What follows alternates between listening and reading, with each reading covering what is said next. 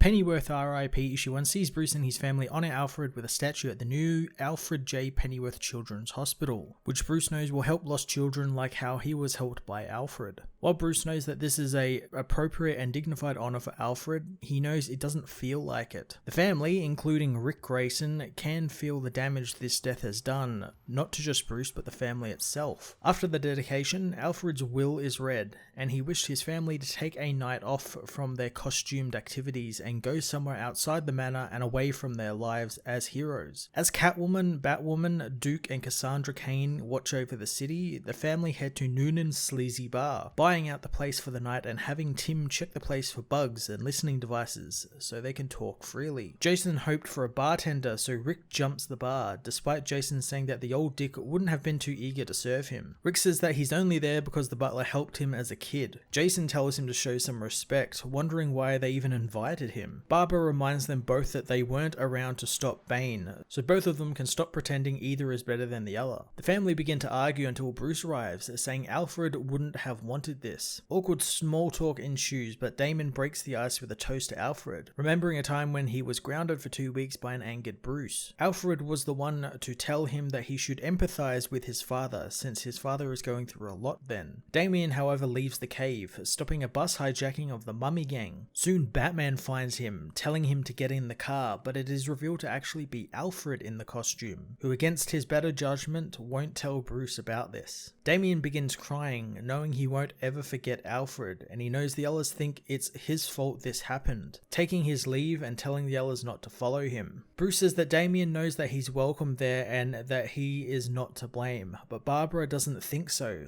However, she is stopped by Tim, who toasts, remembering how 3 months into his time as Robin, where during training with Dick he reveals he lost some of his equipment in a fight against the Firefly, after he went at the villain hard and fast after learning of what he did to the guards in an armoured car. The equipment was taken by the GCPD, who stored it in their evidence lockup. Alfred soon learned of what happened, so donning his thieving gear, the butler breaks into the GCPD and steals the tools back, delivering them back to Tim. Tim knows that he came into Bruce's life at a time like this, since he had just lost Jason, so he joined the family and put the Robin suit on to save Bruce, but he's at it again with the rebuild, choosing the city over the people Alfred left behind. He offers to help Bruce on the technical end like Alfred would, but Bruce needs to ask him for help. Bruce says that he won't be doing that, making Tim leave, saying that he would push them away and Alfred would regroup them all. But without him now, he doesn't know what will happen, and he needs Bruce to fight his own demons and be an adult for once, since when they lost Alfred, they lost him as well. Jason is up next, remembering Alfred coming to visit him and bringing him groceries and other things, hoping Jason would come by the mansion more. Jason knows that the manor is happier without him, but Alfred doesn't think so. Jason knows that he's the bad son of Bruce and the one he can't control, and Alfred knows that there's lots of anger between him and Bruce, but he left on his own accord. Jason knows that he never will fit in, as Alfred knows the guns Jason used will fail him, but Jason says they're the only thing he can count on these days. Later, Red Hood is captured by soldiers, but the Batmobile crashes through the wall, taking out the men and rescuing Jason, who learns Alfred is behind the wheel, and who learnt of the men capturing him over the radio signals that the Batcave picked up. Jason asks if Batman is busy, and Alfred says that he was, which is why he can always count on family. Jason says that he won't be part of what is happening to Bruce and won't berate him, since they all know how it feels when someone they love dies, since they are all feeling what Bruce feels, but he won't let Bruce get off the hook, telling him that he needs to see how the rest of them are and look to fix it, or there won't be anything to fix. Jason leaves, and Barbara knew it would go like this, and Bruce needs to hear how wrong he is, since he doesn't seem to realize how bad things were when Bane ruled the city, and it's not recovered. She says she never knew life at the manor and always lived in the city, and seeing a supervillain taking control of Gotham and then a billionaire coming in and tearing things down to rebuild doesn't really send the right message, and the bat symbol they wear isn't a symbol of hope anymore. It's become corrupted by people who are using it for evil, like the Batman Who Laughs and the Grim Knight. On top of everything, Bruce let Jim Gordon get infected by the Batman Who Laughs, took a vacation at the worst possible time to a beach, and worst of all of that got Alfred killed, and since that, Bruce has been moving at breakneck speeds. Barbara says that they each need Batman and the best of Bruce so they can heal. She breaks a glass when Bruce doesn't react to anything she's been saying, remembering her story about how how she took down some gun runners, talking with Alfred, who has a surprise for her. Meeting with Alfred, Barbara is blindfolded by the butler and driven by him to Mount Cain, which both of them will be climbing. Both climb the mountain, making it to the top where Alfred reveals a small cupcake with a candle in it. He says it's here to celebrate the anniversary of her leaving the spine rehab clinic and for everything she has accomplished despite what the doctors said she couldn't do. Barbara leaves the bar, leaving only Bruce and Rick, who gives Bruce a drink, telling him it's not alcohol but just ginger ale. Rick says that he doesn't feel so alone now, and the family sounds like it was made into something more by all the trauma they share. Rick says that Alfred sounds like a really great guy and sounded like the type of person who could put things into perspective. Rick knows what it sounds like is Alfred grounded Bruce more than anything, reminding him of what's important, and wonders if Bruce has any memories of Dick Grayson and the stories he would have told in a toast. Bruce remembers one time when Dick followed Alfred, wondering where he would go on the same day every year, soon finding out he went to Crime Alley, leaving flowers under a street lamp. Dick meets with Alfred, and over chocolate shakes, he learns that he leaves the flowers under the streetlight not for the Wayne's death, but since today is Martha and Thomas Wayne's wedding anniversary. He says that he would rather celebrate their union and joy and everything they have accomplished than their deaths. Dick thinks that there is something more to this as well, and Alfred reveals that on that night of their deaths, he let Thomas Wayne drive himself and his family to Gotham, having been given the next day off by Thomas, who also booked him a trip to Jamaica, but he never got there since that night he learned of their deaths, forcing him to rush downtown and collect Bruce, all while thinking about how he kept telling Thomas that it was no worry on his part to let him deliver them to the theatre. Alfred wished that he had told Bruce what he wanted to, but he never did, and a few years later, Dick meets with Bruce under the streetlight when he was dealing with Damien's death, telling him what Alfred was going to. Dick says that Alfred always wanted to tell him that his parents' death saved the lives of thousands of people in Gotham over the years, but not just that, but also people the world over. And if Thomas and Martha Wayne knew that, they would wholeheartedly sacrifice themselves again. Rick says that Dick Grayson sounds like a smart man, and he knows that if he was Dick, he could have helped the others heal and stay at the bar, and Bruce agrees that he would have. But Rick knows that he's not that person anymore, and while every instinct in his body is telling him to run, one isn't, and that's the sense that Alfred was a good man and he spent his life keeping the family together. He pins a photograph on the wall, telling Bruce before he leaves that he has some hard work ahead of him. He knows Bruce never gave a speech, and he guesses he won't since he would need someone to listen to it, and there is no one. Left alone, Bruce gets up, looking at the picture Rick pinned up, finding it to be a family photo of them all with Alfred. Pennyworth R.I.P. issue 1 was a very strange issue. I really enjoyed the different Bat family stories revolving around Alfred and how he impacted their lives, from being a father figure to a friend to someone you can just talk with, but I don't enjoy how the family was just at each other's throats basically the whole issue. It seems like they are always fighting, and I can't be the only one who is just annoyed by the fact that we keep being told that they're a family and we see it every now and then, but almost all the time they're always fighting. You know, Robin's fighting with another Robin, Barbara's throwing a fit at someone or something. It's really strange that they keep pegging it as a family and yet all we see them do is argue. Rick Grayson was also a big thing this issue, with none of the characters looking to even really help him return to being Dick Grayson or even seem to care that he isn't Dick Grayson anymore. They just accept that he's just this new character. And again, this is editorial and everything, but could have just had a couple of lines about Bruce wanting to help him or something, but no, none of that. It was even stranger that he had that picture at the end, since the whole issue was him going on about how he never really knew Alfred or can't remember who Alfred was or who he is. So why did he have that picture? It would have made sense for someone like Damien or Tim to have that picture. I did enjoy them, however, calling out Tom King's run in a couple of the pages and how stupid it was for Batman to go on a holiday and fuck around on a beach with Catwoman and all the stuff that Batman has been doing recently, and how that's kind of come back around to bite them all in the ass. I'm going to give this issue a 6.5 out of 10.